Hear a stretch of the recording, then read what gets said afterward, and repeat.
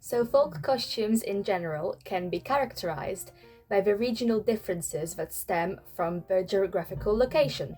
Factors such as climate, fibers and production methods available, as well as the different ethnic groups inhabiting the region, can have an effect on how the overall look of the costume turns out. And overall, it is important to note that the most regional variations are found in women's costumes, with men's costumes not particularly varying as much village to village as the women's one do.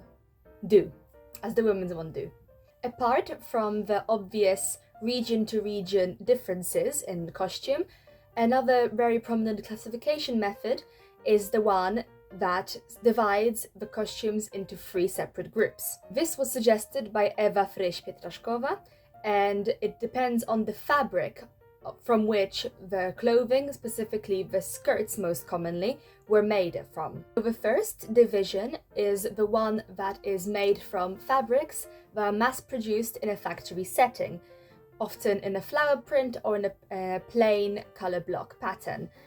Secondly, another common division is the homespun fabrics that are predominantly undyed, and there would be usually wool, linen or a wool-linen blend. Finally, we have homespun fabric again. However, how this differs from the previous type is that this homespun fabric is in a pattern. So predominantly it is striped or check. However, the most common pattern is the stripes, and this is known as the Pasiak fabric, found in most central and like a little stripe. So central, east central. Very common is the łowicz. However, we will be looking at it from the perspective of Podlasie and the Podlasie folk costume, specifically the Podlasie nadburzańskie variation of the folk costume. Podlasie can mean 2 things, the region or the voivodeship. And today I'll be talking more about the region itself, the historical region of Podlasie.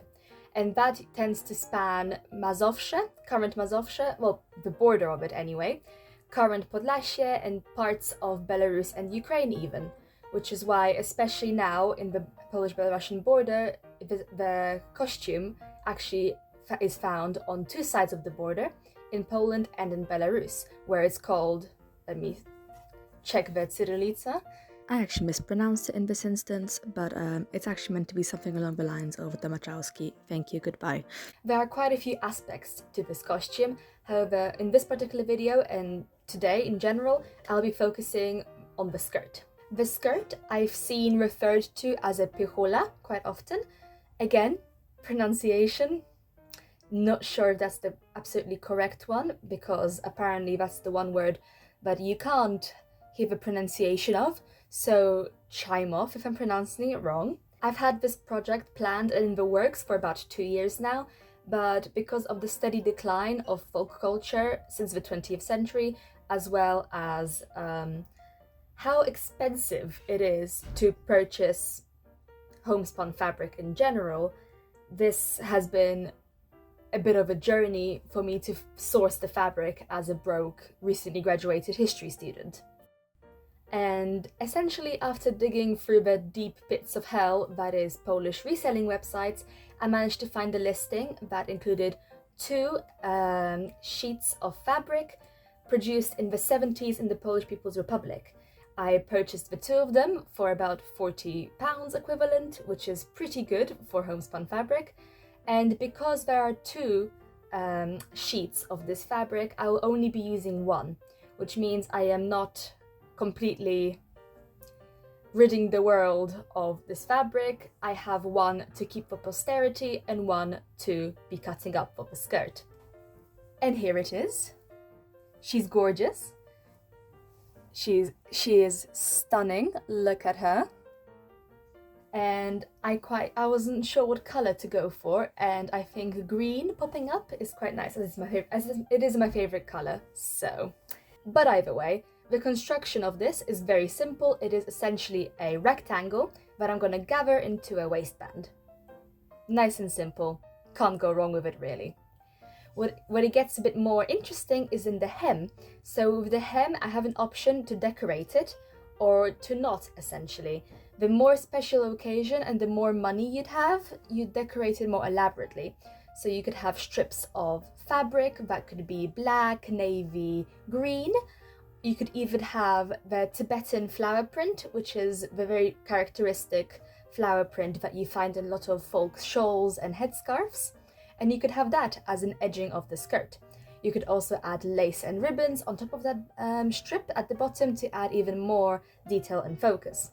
However, I am boring, I'm also very plain in my tastes, so I personally would prefer a more simple design idea. So I will most likely be sticking with a plain strip of black fabric. That's enough of me rambling though, let's get into it. So an issue I didn't foresee when using this fabric is just how thick and stiff the fibers make it to be, really. So in order to iron it into place and in order to cut it in a straight line to begin with, I've had to pin all the edges that I wanted to be straight in order to be able to actually iron it and for it to actually hold while ironing. As you can see even here, it's really straining against the pins. So once it's all pinned in, I can go ahead and iron just to keep it in place, as I said, and to form a guiding crease, so I will know when to cut later. So another feature of this fabric is that the edges of it have been frayed quite significantly. I believe there is what is the remnants of a fringe. However, this fringe has completely disintegrated and is now a very, very raw edge that keeps on fraying even more. So I will be in fact chopping this off and replacing it with a seam. I am extremely anxious to be cutting this fabric, quite literally because it is a very finite resource. I have 2 sheets of it and I already wanted to keep one without cutting. So my anxiety is getting the best of me quite a bit here. However, I am cutting off the frayed strip and I will be salvaging it to use as a waistband, essentially, hopefully, if there's enough of the fabric left that is salvageable.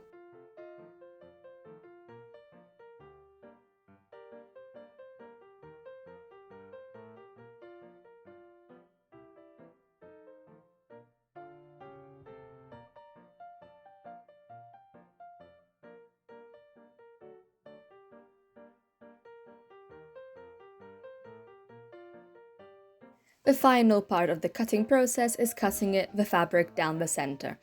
I am using both sides of the fabric because I don't want to cut into the next sheet. So I will literally be slicing it in half and that would make up the skirt itself. So once I cut it down the center, I can then seam the 2 halves together and that will give me about 4 meters of skirt to then gather up into the waistband and work with.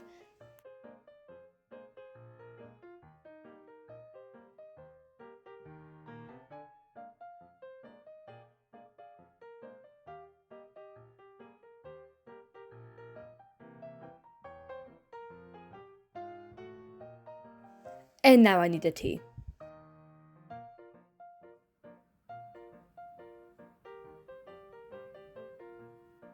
I'm staying at my grandparents' house, which means I get access to my great-grandmother's singing machine, which I will be using for this project for the extra excitement of using an original antique sewing machine.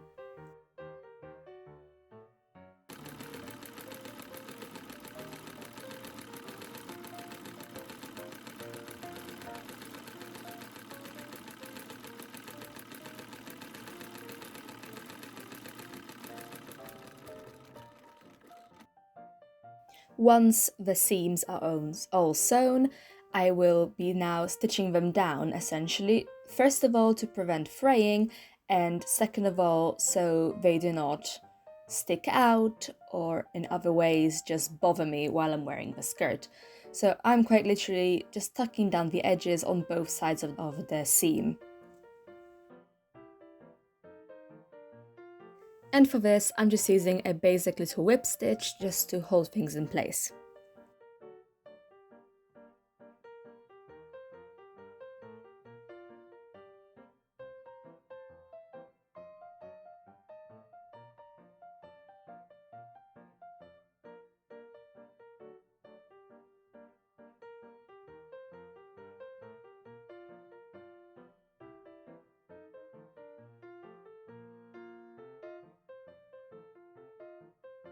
So I'm approaching the gathering of the skirt into the waistband the same way I have for other historical projects. So this is very reminiscent of my 1830s and my 1840s sewing projects, as I am using a cartridge pleat in order to get that very nice fullness into the waistband, because I am in fact pleating 4 meters of wool, so I'm gonna need to get that down to my waist size quite densely, and I think the cartridge pleat will yield the best effect. Although I was planning to add a decorative band to the bottom of the skirt, I've realized that I've run out of time. I am actually graduating wearing this skirt, and in the time that I have left, I will not have the time to apply the decorative bands. So I'm just going to finish off the waistband as quickly as I can and essentially deal with the other things later. So when I move on to other parts of the folk costume, next in line is the folk shirt. I will be having a little segment in one of those videos where I do, in fact, finish this skirt by adding the decorative bands. So, sorry that it's not technically completely finished, however, it is in its first stage of being finished. So, you can check back later for the actual trimmed skirt, but for now, enjoy it plain.